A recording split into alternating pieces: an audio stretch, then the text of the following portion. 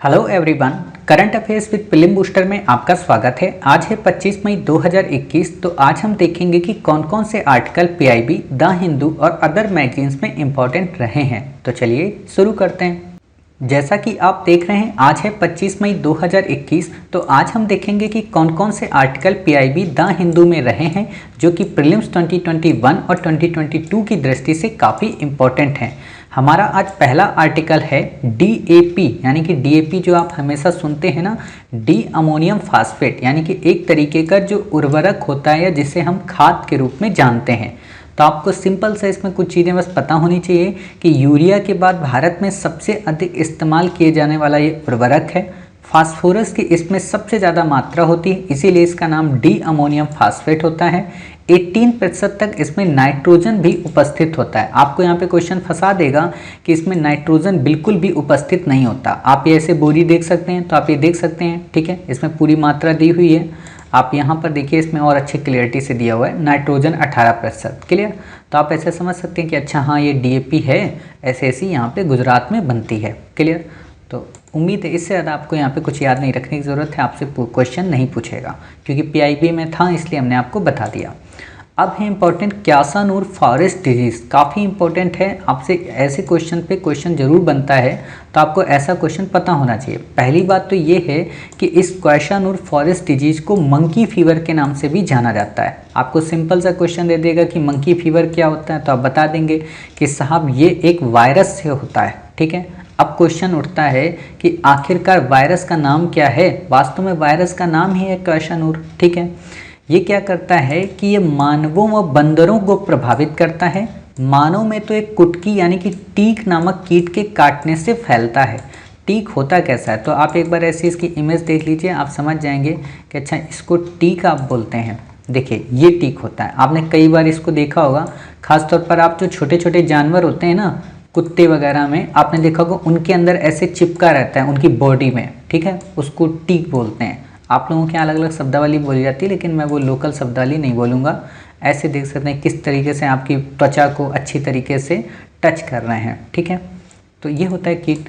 बाकी ये क्यासानूर डिजीज़ होती है, ये टीक लाइफ, ये लार्वा मंकियों से किस तरीके से फैलता है। ठीक है, मानव जब किसी जानवर के साथ संपर्क में आता है तो कैसे उसमें फैलता है, तो ये सारी चीज़ें इससे होती हैं।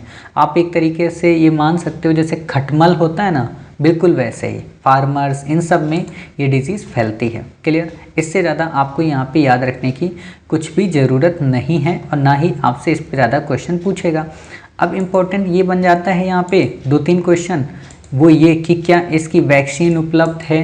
तो देख लेते हैं, क्या सच में इसकी वैक्सीन उपलब्ध है? तो बिल्कुल भी नहीं, अभी इसकी कोई वैक्सीन आई नहीं है, इसका कोई अभी इलाज नहीं है। सॉरी, इसकी वैक्सीन उपलब्ध है, इसकी कोई दवा उपलब्ध नहीं है। ठीक है, इसका कोई इलाज नहीं है। फॉर्मेलिन इनएक्टिवेटेड यानी कि KFDV वैक्सीन उपलब्ध है, लेकिन अभी भी ये संशय में है। जैसे हमारे यहाँ कोवैक्सीन बन तो गई है, बट अभी पूरी तरह से श्योर नहीं है ना कि ये कोरोना को समाप्त कर सकती है। तो इसमें भी वही एक कंडीशन है कि अगर किसी पर्सन को एक बार बुखार आ जाए तो उस पर फिर ये KFDV वैक्सीन काम नहीं करती। कहने का मतलब अगर एक बार कोई पर्सन इससे इन्फेक्टेड हो जाए क्यासानूर फॉरेस्ट डिजीज से, तो दोबारा अगर उस पर वैक्सीन लगाई जाती है तो वो काम नहीं करेगी। ठीक है, इससे ज़्यादा आपसे क्वेश्चन यहाँ पे नहीं पूछा जाएगा, आपको याद रखने की आवश्यकता नहीं है। अब बात आती है चिपको आंदोलन की। चिपको आंदोलन वास्तव में 2 हुए थे। एक तो बहुत पहले राजा के समय पे हुआ था, और उसी से प्रेरणा लेते हुए आगे चलकर जो सुंदरलाल बहुगुणा साहब थे, गांधीवादी, जिनका अभी हाल ही में निधन हुआ है, तो उन्होंने इस अहिंसक आंदोलन को 1973 में शुरू किया था, जो कि उस समय यूपी के चमोली ज़िले में शुरू हुआ था। उस समय के क्यों? क्योंकि 2000 में उत्तर प्रदेश और उत्तराखंड को अलग अलग कर दिया गया। तो आज वर्तमान में चमोली कहाँ पे है? उत्तराखंड में। ठीक है, तो आपको ये पता होना चाहिए कि एक अहिंसक आंदोलन है। आपसे पूछेगा नहीं, लेकिन मैं बता दे रहा हूँ बस। इसमें होता क्या था, नाम से ही समझ में आ रहा है। चिपको, चिपको का मतलब क्या है? पेड़ों को आलिंगन करना, यानी कि पेड़ों को बाहों में अपनी लेना। ठीक है, तो ये आप देख सकते हैं सुंदरलाल बहुगुणा जी को 9 जनवरी को इनका बर्थडे था और 21 मई को इनका देहांत हो गया। ठीक है, तो आप एक तरीके से इनको देख सकते हैं। यहाँ पे आप देख सकते हैं इनकी पिक्चर्स किस तरीके से पेड़ों को आलिंगन किए हुए हैं। ठीक है, फिर यहाँ पे आप ऐसे देख सकते हैं, ये उस समय के राजा का चित्र है जो कि उस समय पेड़ काटने की कोशिश कर रहे थे। ठीक है, बिश्नोई फैमिली आप हमेशा नाम सुने होंगे, एनवायरनमेंट के प्रति काफ़ी सजग है राजस्थान की, और इसी से एक इशू सलमान खान साहब का आपने देखा होगा। ठीक है, जिन्होंने हिरण की हत्या कर दी थी, नहीं की थी, कोर्ट का विषय, हालांकि उसमें उनको जमानत मिल चुकी है। तो केजरीलाल जोधपुर में घटना हुई थी 1730 में। ठीक है, तो 1730 से ही प्रेरणा पाकर 1973 में सुंदरलाल बहुगुणा साहब ने भी इसकी शुरुआत की भारत के अलग अलग राज्यों में। जैसे आप देख सकते हैं चिपको आंदोलन। ठीक है, ये लोग चाहते थे कि पेड़ों की कटाई को ना रोका जाए हर हाल में, तो इसी से रिलेटेड था। बाकी आपसे इस पर ज़्यादा क्वेश्चन नहीं आएगा, आपको इसमें याद रखने की ज़रूरत नहीं है। ठीक है, अब इसी से रिलेटेड एक और आता है अपिको आंदोलन। अपिको वास्तव में यही था, चिपको ही, लेकिन ये साउथ इंडिया में था, इसलिए इसे कर्नाटक में अपिको नाम दिया गया। इसका नेतृत्व लक्ष्मी नरसिम्हा ने किया था, जो कि सागौन और नीलगिरी के वनों की कटाई को रोकने से संबंधित थे। यानी कि वो लोग चाहते थे कि सागौन और नीलगिरी के पेड़ों को ना काटा जाए। ठीक है, इससे ज़्यादा आपसे यहाँ पर क्वेश्चन नहीं आएगा। फिर बात आती है नर्मदा बचाओ आंदोलन। नर्मदा बचाओ आंदोलन वास्तव में 1980 में शुरू हुआ था। मेधा पाटेकर, अरुंधति राय, सुंदरलाल बहुगुणा और बाबा आमटे इस आंदोलन से संबंधित थे। वास्तव में बात ये थी कि इस नर्मदा नदी पर कई सारे डैम बनाए जा रहे थे, तो उसको लेकर ये इशू शुरू हुआ था। अपिको आंदोलन आप ये देख सकते हैं। ठीक है, ये अपिको आंदोलन बिल्कुल वैसा ही था जैसा मैंने आपको बताया था।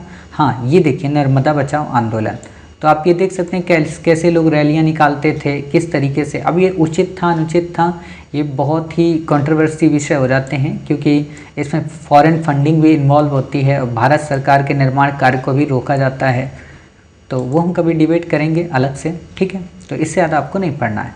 हमने परसों के दिन आर्टिकल में ब्लैक फंगस को पढ़ा था, और हमने कहा था उसी का एक फैमिली मेम्बर और था वाइट फंगस, तो सेम टू सेम वही है, इसमें कुछ ज़्यादा नहीं पढ़ना है कि उसका जो वायरस था वो कौन था, म्यूकोरिसिस था। इसका जो वायरस है वो कैडियोसिस है। क्लियर, आपसे नाम बिल्कुल नहीं पूछेगा, आपको बस ये पता होना चाहिए हाँ कैडिडियोसिस क्या है, एक तरीके का वायरस है, कवक है, यानी कि सॉरी वायरस में बोल रहा हूँ, कवक है, यानी कि कैडिडियोसिस क्या है, एक प्रकार का कवक है जिसके कारण वाइट फंगस नामक बीमारी हो जाती है। ठीक है, याद रखना कि ब्लैक फंगस और वाइट फंगस जो बीमारियां हैं ये वायरस से नहीं होती, ये किससे होती, फंगस से होती, यानी कि कवक से होती हैं। ये बच्चों व महिलाओं को सबसे ज़्यादा प्रभावित करता है। कहने का मतलब बच्चे और महिलाएं इसके प्रति सबसे ज़्यादा वनरेबल हैं।